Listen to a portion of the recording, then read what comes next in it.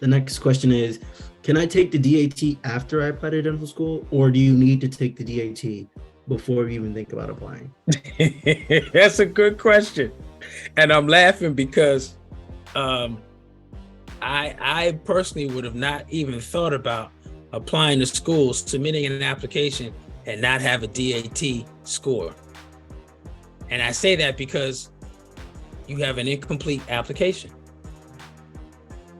Dental school applications, there are 10,000 people every year, and it's probably a little bit more than that, but on average, there's about 10,000 people every year that apply to dental school. Some for the first time, some for the second or third time. In addition to that, you've got 65, 66, almost 70 schools getting at least 200 to 300 applications every year, right?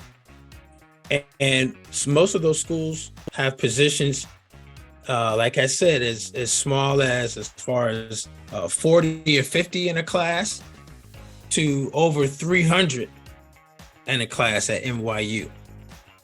So the admissions committee at these schools do a lot of work. And I've been on, as a student, I've been on the admissions committees, and also as an alum, I've been on the admissions committees. And I will tell you, it's a lot of applications to go through. One of the things as a candidate is you do not want to have an incomplete application. Incomplete as in something's missing, letter of recommendation, something's missing, DAT scores. Why is it important to have a complete application? Is because as the applications come in and the committee starts looking at them, they want to look at complete applications, because if they have to take your application and put it over to the side because it's incomplete, they may forget about it. Not only that, now there's 200 more applications that they have to look at and that they're going to be focused on that are complete. So don't put yourself at a disadvantage by not taking the DAT before you submit your application, regardless of what the school says that you can do it. If anything, take the DAT, submit your application, and then if you feel like you need to take it again, take it again. But I would strongly recommend that you do not submit your application without a DAT score or without notifying certain schools of your intended DAT test date. It may be in conjunction with right around the same time that you're getting ready to apply and submit your application. It might be at the same time that you're getting ready to take the DAT.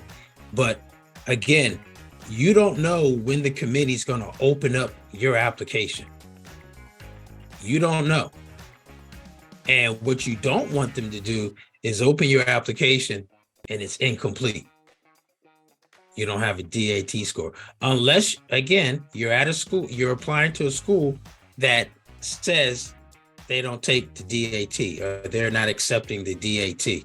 That's a whole different story. But I know the schools that Malachi just got into, I think they require the DAT. The school that Ansley's at right now, they require the DAT. So, and I'm curious to hear what Malachi and Ansley says as well with regards to taking the DAT before you apply or after you apply, or what their thought process is.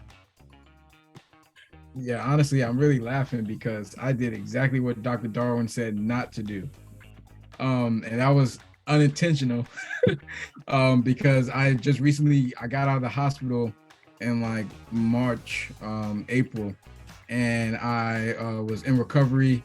I had a lot of like stuff going on during that time. So my DAT had to be pushed back. But one thing I did was before I ended up submitting my application, I reached out to all the schools I applied to in like June. So around like June the 10th, I reached out to all my schools and I let them know what my situation was and that my DAT date was scheduled for July so-and-so. I think it was July like the 20th or 30th. So I let them know what day my DAT was scheduled for. And that's the thing. If you're taking your DAT after submitting your applications, then you're putting all your eggs in one basket because look, all your money is spent. There's no refunds on that. So you got to make sure that you're preparing for the DAT as best as you can. And that was the position that I was in. So for that remaining month, or for those 2 months, I studied for the DAT for about 7 weeks. I knew that, you know, all my money was spent on my applications already. So it motivated me more to study harder. I ended up submitting my application on, I actually have the date right here, on June the 19th. So I submitted all my applications on June 19th. Again, I took my DAT on July the 29th, and my scores weren't verified until like August, like the 10th or 11th, somewhere around that week.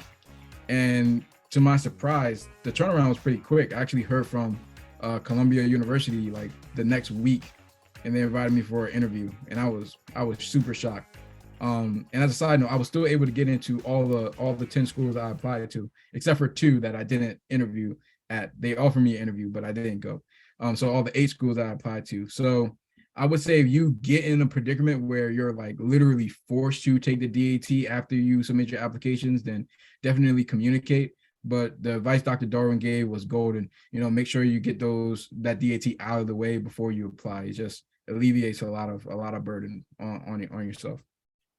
And let's be clear, what you just explained was a special circumstance that happened. 100%. Special circumstance. You had an illness, or you had some type of thing that you that took priority, was literally life and death. And which was brilliant, what you guys must do constantly, and you communicated with your schools.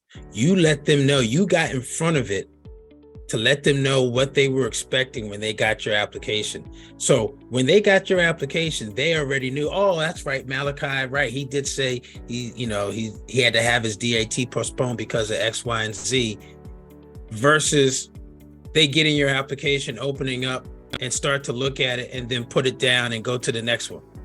Exactly.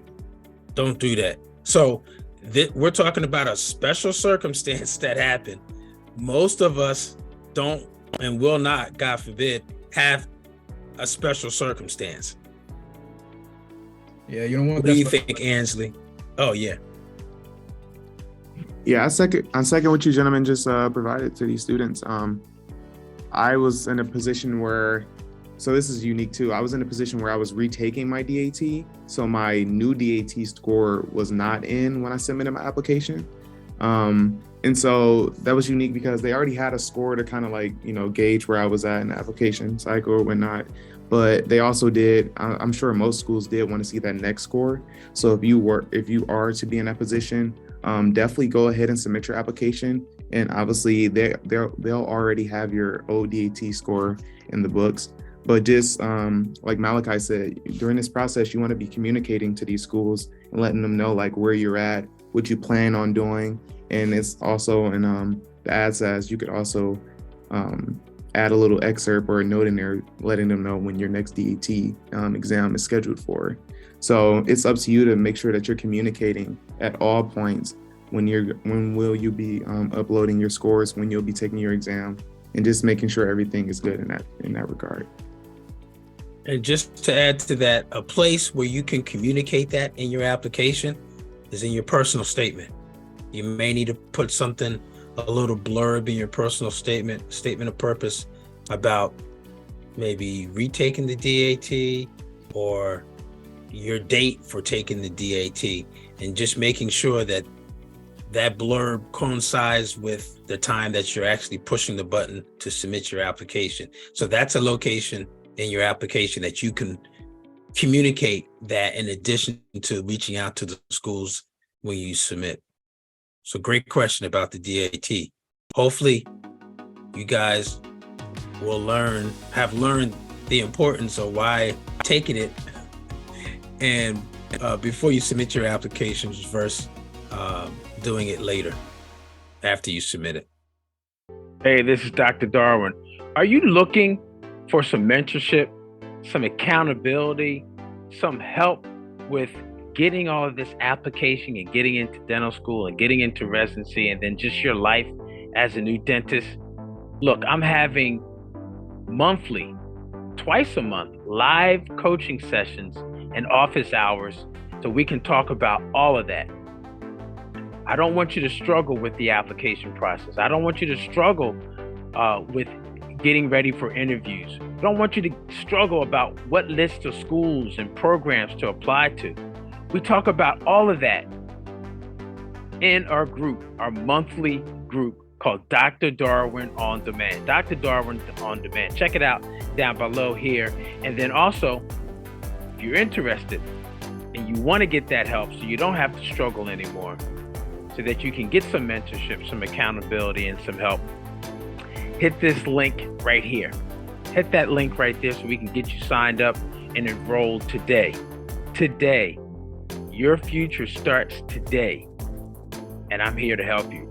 This is Dr. Darwin. And join my members-only community called Dr. Darwin On Demand.